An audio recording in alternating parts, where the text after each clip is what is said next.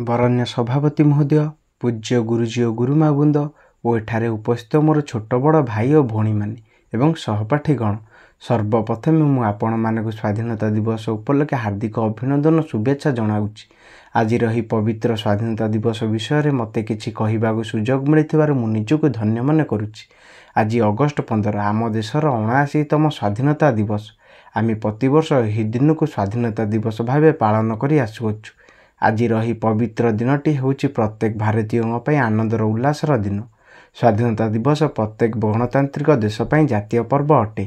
ଏହି ଦିନ ପ୍ରତ୍ୟେକ ନାଗରିକ ଜାତୀୟ ପତାକା ତଳେ ଠିଆ ହୋଇ ଦେଶ ପାଇଁ ଶହୀଦ ହୋଇଥିବା ମହାନ ଦେଶପ୍ରେମୀମାନଙ୍କୁ ମନେ ପକାଇଥାଉ।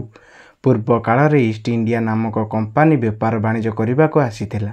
ସେତେବେଳେ କିନ୍ତୁ ଆମ ଦେଶରେ ରାଜା ମହାରାଜାମାନଙ୍କର ମଧ୍ୟରେ ଏକତା ଭାବ ନଥିଲା।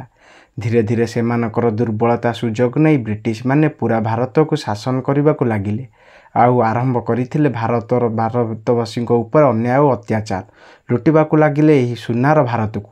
କିନ୍ତୁ ଊନବିଂଶ ଶତାବ୍ଦୀରେ ଆରମ୍ଭ ବେଳକୁ ଜନ୍ମ ନେଇସାରିଥିଲେ ମହାନ ସ୍ୱାଧୀନତା ସଂଗ୍ରାମୀ ଏବଂ ଆରମ୍ଭ ହୋଇଥିଲା ଅନ୍ୟାୟ ଅତ୍ୟାଚାର ବିରୁଦ୍ଧରେ ବିଦ୍ରୋହ, ଯାହା ମୂଳଦୁଆ ପଡ଼ିଥିଲା ଉତ୍କଳ ମାଟିରୁ ଉତ୍କଳ ବୀରପୁତ୍ର ଜୟରାଜଗୁରୁ ଏବଂ ବକ୍ସି ଜଗବନ୍ଧୁଙ୍କ ନେତୃତ୍ୱରେ। 1857 ମସିହା ଆରମ୍ଭ ହୋଇଥିଲା ପାଇକ ବିଦ୍ରୋହ। ଏଥିରେ କେତେ ଯେ ପାଇକ ପୁଅ ବଳିଦାନ ଦେଇଥିଲେ ଏହି ମାଟି ମା ପାଇଁ। ପରେ ରାଣୀ ଲକ୍ଷ୍ମୀବାଇ, ବୀର ସୁରେନ୍ଦ୍ର ସାଏ, ଲକ୍ଷ୍ମଣ ନାୟକ ଏବଂ ଆହୁରି ମଧ୍ୟ ଯେମିତିକି ମହାତ୍ମା ଗାନ୍ଧୀ, ସୁଭାଷ ଚନ୍ଦ୍ର ବୋଷ, ଭଗତ ସିଂ ନିଜ ଜୀବନକୁ ସେମାନେ ବାଜି ଲଗାଇ ଆମ ଦେଶକୁ ସେମାନେ ସ୍ୱାଧୀନତା ଆଣିବା ପାଇଁ ଆମ ଦେଶର ସାଂସ୍କୃତିକ ପରମ୍ପରା ସବୁଠାରୁ ନିଆରା। ଜାତି ବର୍ଣ୍ଣ ନିର୍ବିଶେଷରେ ସମସ୍ତେ ଏକ ଭାରତୀୟ ମାତାର ସନ୍ତାନ ଏବଂ ଏହାର ଉନ୍ନତି ପାଇଁ କାର୍ଯ୍ୟ କରିଥାଉ।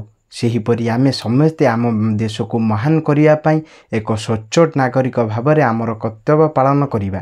ମୁଁ ଏତିକି କହି ମୋର ବକ୍ତବ୍ୟ ସମାପ୍ତ କରୁଛି। ମୋର ବକ୍ତବ୍ୟ ଶୁଣିଥିବାରୁ ମୁଁ ସମସ୍ତଙ୍କୁ ଧନ୍ୟବାଦ ଜଣାଉଛି।